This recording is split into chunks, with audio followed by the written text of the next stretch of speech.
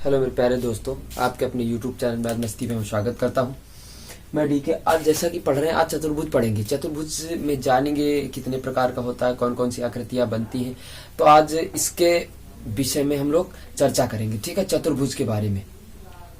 तो आइएगा, समझिएगा चतुर्भुज। ठीक, बहुत अच्छी क्लास है, आप लोग बने रहिएगा। चतुर्भुज को समझते हैं पहले कौन कौन से होते हैं। तो चतुर्भुज एक सबसे पहला आपका होता है सम चतुर्भुज। कौन सा होता है बच्चा? सम चतुर्भुज। कौन सा होता है? सम चतुर्भुज। सम चतुर्भुज होता है। दूसरा होता है समांतर चतुर्भुज। समांतर चतुर्भुज या समानांतर चतुर्भुज। चतुर्भुज। तीसरा क्या होता है? समलंब चतुर्भुज। क्या होता है? समलंब चतुर्भुज। कौन सा होता है? समलंब चतुर्भुज। तो पहला सम चतुर्भुज, समांतर चतुर्भुज, फिर समलंब चतुर्भुज। क्या होता है बच्चों? समलंब चतुर्भुज। ठीक, समलंब चतुर्भुज। आज तीनों के बारे में जानेंगे, फिर उसके बाद वर्ग आयत के बारे में हम लोग समझेंगे। ठीक है, तो आइएगा, सबसे पहले इनको डिस्कस करते हैं। चतुर्भुज। आप जानते हैं कि सबसे पहले आप चतुर्भुज को उठाइएगा। क्या उठाइएगा? चतुर्भुज। आपको पता होना चाहिए चतुर्भुज। चतुर्भुज मतलब चार, यानी चार सरल रेखाओं से घिरी हुई आकृति को चतुर्भुज कहते हैं।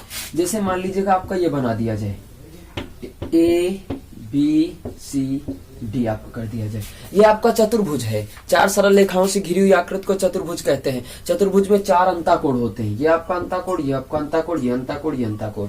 चार अंताकोण होते हैं और चारों अंताकोणों का योगफल 360 अंश होता है। यानी आप बता सकते हैं कि कोण ए प्लस कोण बी प्लस कोण सी प्लस कोण डी बराबर 180 अंश। क्या बता सकते हैं आप? प्लस कोण डी बराबर 360 अंश। ठीक, ये आप बता सकते हैं। चतुर्भुज के चार अंताकोणों का योगफल कितना होता है बच्चों?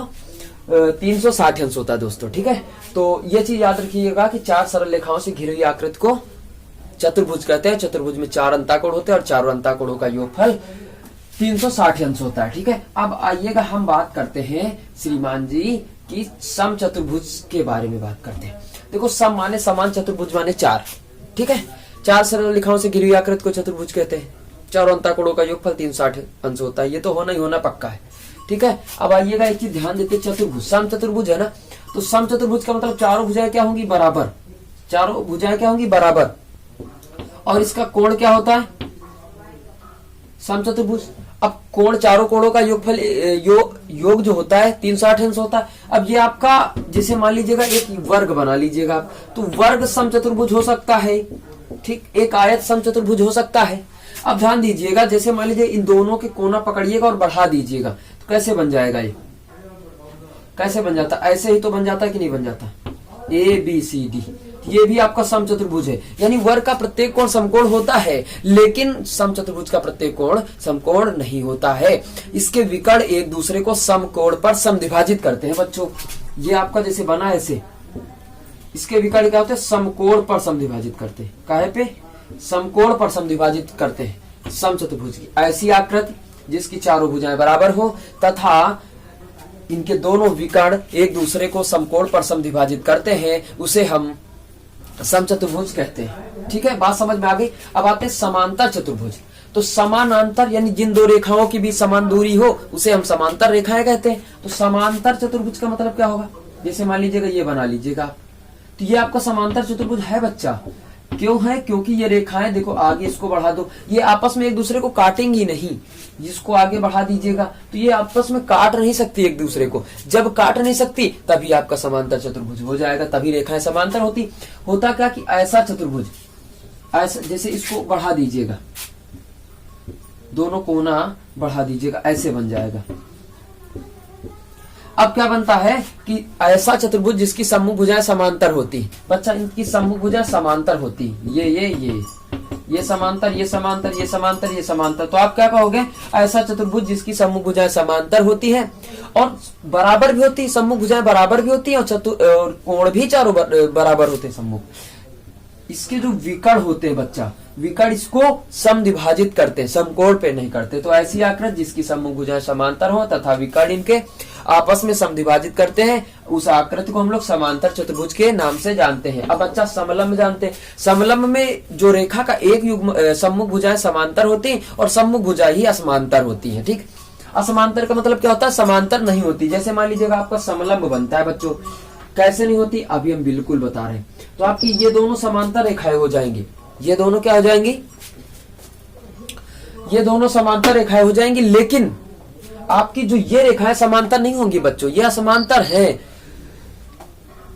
ये असमांतर है। बोलो क्यों, कि अगर इनको हम आगे ऐसे ले जाके ऐसे ऐसे मिलाएंगे तो एक दूसरे को काट देंगी, और जब काट देती है श्रीमान जी तो आपका समांतर नहीं बन पाती है, और जब समानता नहीं बन पाएंगी तो भैया फिगर गलत हो जाएगा। तो समलंब चतुर्भुज में सम्मुख भुजाएं समांतर होती और ये सम्मुख भुजाएं असमांतर होती है। इसमें ऊंचाई भी होती भैया, क्या होती है ऊंचाई। ये आपका जो ये भाग पोर्शन बनता है ये आपका वर्ग बन जाता है।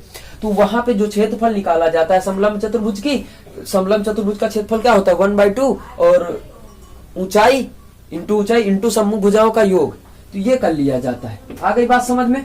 अब आइएगा इसके बाद देखते हैं, ये तो आकृतियां समझ में आ गई। अब आइएगा आपको हम बताते हैं वर्ग और आयत के बारे में बता रहे हैं, ठीक है, थोड़ा सा बने रहिएगा।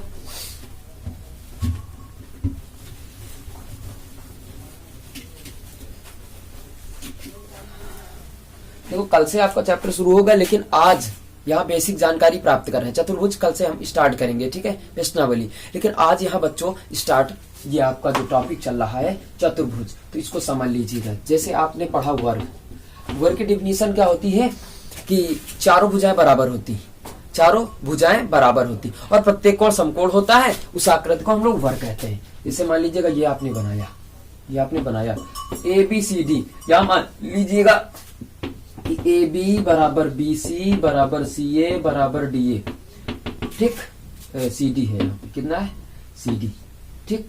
चारों भुजाएं बराबर है और प्रत्येक कोण कितना होता है समकोण, कोण A प्लस बराबर कोण B बराबर कोण C बराबर कोण D बराबर कितना होता है 90 अंश। ये चारों कोण जो होते हैं, और एक चीज मैं और बता दूं कि चारों का जो योग होता है, चारों का बच्चा जो योग होता है उसे हम ये 360 अंश के बराबर ही दिखाएंगे। चारों कोणों का अंतः कोणों का योगफल कितना होता है 360 अंश होता है।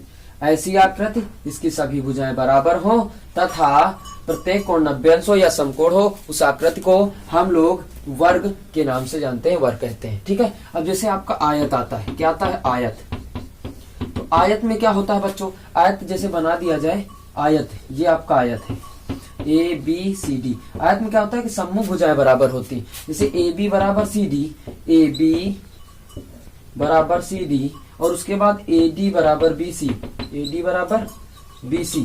तो इस क्या होता है कि ऐसी आकृति जिसमें सम्मुख भुजाएं बराबर हो तथा प्रत्येक कोण समकोण हो या 90 अंश हो, उसे हम आयत कहते हैं। ये आपका क्या हो जाएगा समकोण। तो कोण A बराबर कोण B बराबर कोण C बराबर कोण D बराबर 90 अंश, 90 अंश। अगर चारों कोणों की बात की जाए तो आपका यही लिखा जाएगा कोण A प्लस कोण B प्लस कोण C प्लस कोण D बराबर 360 अंश। ये आप याद रखिएगा, ठीक, चारों का योग। अब जो सवाल मिलेंगे आपको इसी तरीके से मिलेंगे कि 3 कोण आपको दे देगा और 1 कोण आपको निकालना होगा, तो बड़ी आसानी से बच्चों हम लोग निकाल सकते हैं। तो आज टॉपिक में जो आप लोगों ने सीखा है, तो ये चतुर्भुज के बारे में जाना कि चार सरल रेखाओं से घिरी हुई आकृति को चतुर्भुज कहते हैं। चतुर्भुज में 4 अंताकोण होते हैं और चारों अंताकोणों का योगफल 360 अंश होता है, ठीक है। तो चतुर्भुज के बाद हमने जाना समांतर चतुर्भुज, फिर नहीं समचतुर्भुज, फिर समांतर चतुर्भुज, फिर समलंब चतुर्भुज जाना। उसके बाद जो जाना हम लोगों ने क्या जाना कि वर्ग, वर्ग किसे कहते हैं, आयत किसे कहते हैं, ये जान लिया। अब इसके बाद आप लोगों की जो है एक्सरसाइज, वो हम लोग एक्सरसाइज उठाएंगे, लेकिन एक्सरसाइज में इसी से संबंधित सवाल आपको मिलेंगे, जैसा कि आप लोग एक बार दोहरा लीजिएगा, बहुत बहुत कृपा होगी आप लोगों की, तो ज्यादा एक्सरसाइज समझ में आ जाएगी। बच्चों आज के लिए बस इतना रखते हैं, दैट्स ऑल।